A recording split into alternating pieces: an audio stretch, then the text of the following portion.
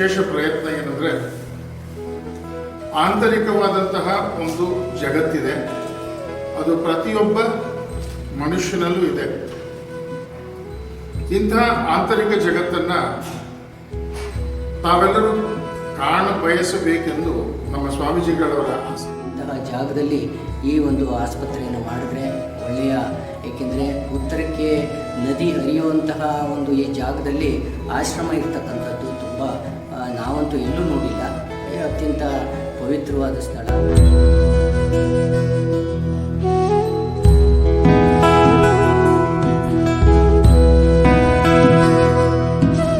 ಒಂದ್ಸಲ ಅನ್ಸಿರುತ್ತೆ, ನಾನು ಹಿಂಗಾಗಬೇಕಿತ್ತು, ಹೀಗೆ ಮಾಡಬೇಕಿತ್ತು ಅಂತ. ಅದನ್ನ ಇಲ್ಲಿ ಕಂಡುಕೊಳ್ಳಿ. ಬಹುಶಃ ಮುಂದಿನ ಶಿಬಿರಗಳಲ್ಲಿ ನಾವು ಅದನ್ನು ಆಯೋಜಿಸಕ್ಕೆ ಸ್ವಾಮೀಜಿಗಳಲ್ಲಿ ರಿಕ್ವೆಸ್ಟ್ ಮಾಡ್ತೀನಿ. ಆ ರೀತಿಯೂ ಒಂದು ಶಿಬಿರ ನಾವು ಮಾಡ್ಬೋದು.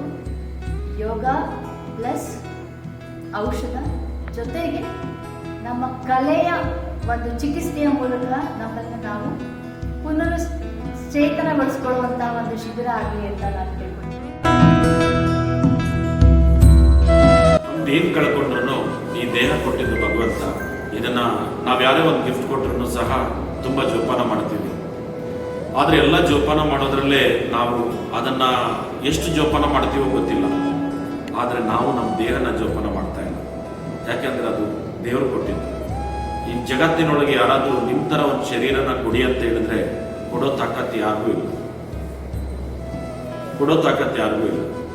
ಭಗವಂತ ಕೊಟ್ಟ ಒಂದು ಶರೀರವನ್ನ ಸರಿಯಾಗಿ ನೋಡ್ಕೋಬೇಕು.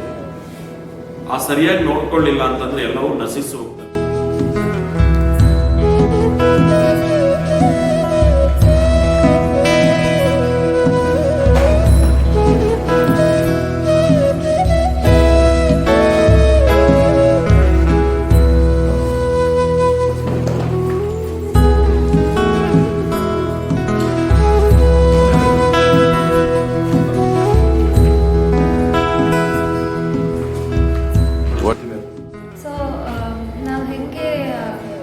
ವರ್ಕಲ್ಲಿ ಅಥವಾ ಬೇರೆ ಡೈಮೆನ್ಷನ್ಸಲ್ಲಿ ಪ್ರೋಗ್ರೆಸ್ ಮಾಡ್ತೀವೋ, at the same time physical health ಮತ್ತು mental health as well as devotion ಎಲ್ಲ ಬ್ಯಾಲೆನ್ಸ್ ಮಾಡ್ಕೊಂಡು ಹೋಗೋದಕ್ಕೆ ಇದು ನಮಗೆ ಹೇಗೆ ಅಂತ ಗೈಡ್ ಮಾಡೋದಕ್ಕೆ ಇದೊಂದು ತುಂಬ ಒಳ್ಳೆಯ ಇನಿಷಿಯೇಟಿವ್.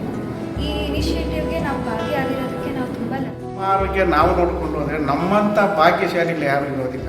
ಗುರುಗಳ ಸಾನ್ನಿಧ್ಯದಲ್ಲಿ ಏನಿದೆ ಅದನ್ನು ಪಡ್ಕೊಂಡು ಸದುಪಯೋಗ ಪಡ್ಕೊಂಡು ನಾವು 10 ಜನ ಕೇಳೋಣ, 10 ಜನ 10 ಜನ ಕೇಳಿ, ಆ 10 ಜನ 100 ಜನ ಕೇಳಿ. ಹಾಗೆ ನಮ್ಮ ಮಠ, ಈ ನಮ್ಮ ಗುರುಗಳು ಸಾನ್ನಿಧ್ಯದಲ್ಲಿ ಬೆಳೀಲಿ.